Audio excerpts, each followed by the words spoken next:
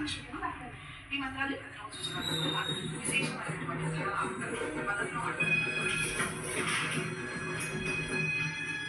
ఈ బులెటిన్ మీకు సమర్పించిన వారు ప్రభావంలో చిన్నపల్లి మెయిన్ రోడ్ హైదరాబాద్.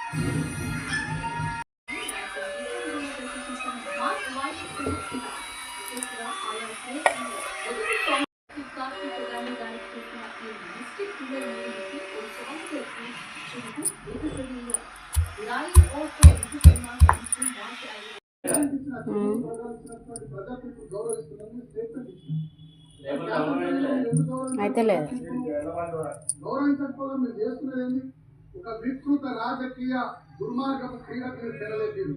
అసలు ఎన్నడన్నా కోల్పోయి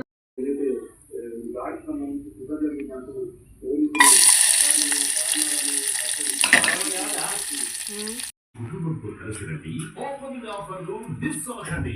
RS brothers mega shopping mall, RP road, Nizamabad. ఒక్క బడ్జెటైనా పరిస్థితిని తలకిందులు చేయొచ్చు. అందుకే వారండి బడ్జెట్ని చంపుతుంది. భాగస్వాములు కూడా ఉండాలని కోరారు.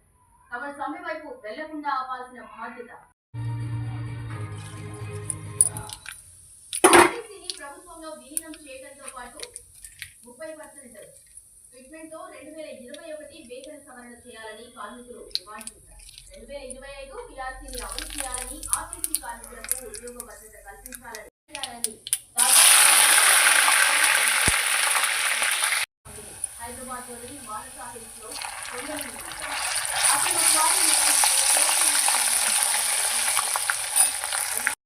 వారికి సంబంధించిన ఫోటోలు, కోర్టు వివరాలు హరీష్ ఇచ్చారు.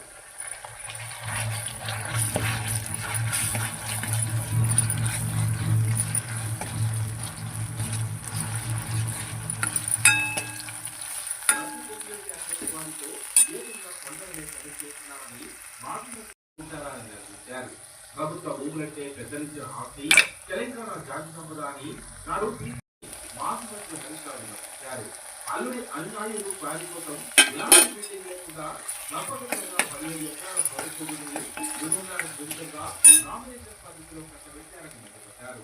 ప్రభుత్వానికి కోటా రూపాయల మొత్తం జరుగుతోందని మండిపడ్డారు. ఓపెన్ బిల్డింగ్ పిలవాలని ప్రధాన ప్రతిపక్షంగా డిమాండ్ చేస్తే 3 రోజులుగా చేరుకున్న దొంగల ఉరుకుతానికి లేకుండా ఉన్నారని అడిగారు.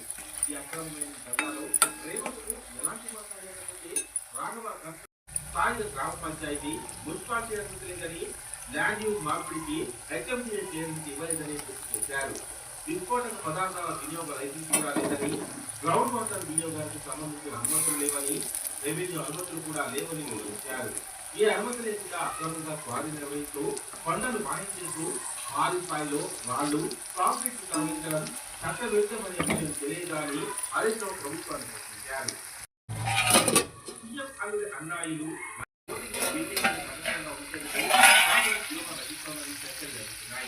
ఓటీకి తమకు సహకరించిన అవుతుందని కాంగ్రెస్ నేతలు బీజేపీ ఎమ్మెల్యేలతో చెప్తున్నట్టు సమాచారం.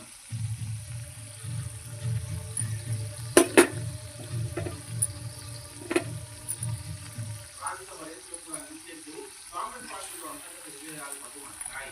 రేసులో 16 మంది ఉద్యోగులు అభ్యర్థులు వచ్చిన అధిష్టానానికి నిర్వహించారు. దీంతో కార్పొరేట్ పనుల భద్రత కూడా వివాదాలు ఉన్నాయి. ఇప్పటికే భారతదేశంలో కొన్ని రోజైనా బొగ్గు తేడాలపై నిజాలు నిధి చేస్తున్నాయో కేంద్రం విఫలమైందన్న ఆరోపణలు. మరోవైపు భారీ కుంభకోణంపై పూర్తి స్థాయి నివేదికలు బయటకు వచ్చే వరకు విస్తరించబోమని టీపీసీకేఎస్ తెలియజేసింది.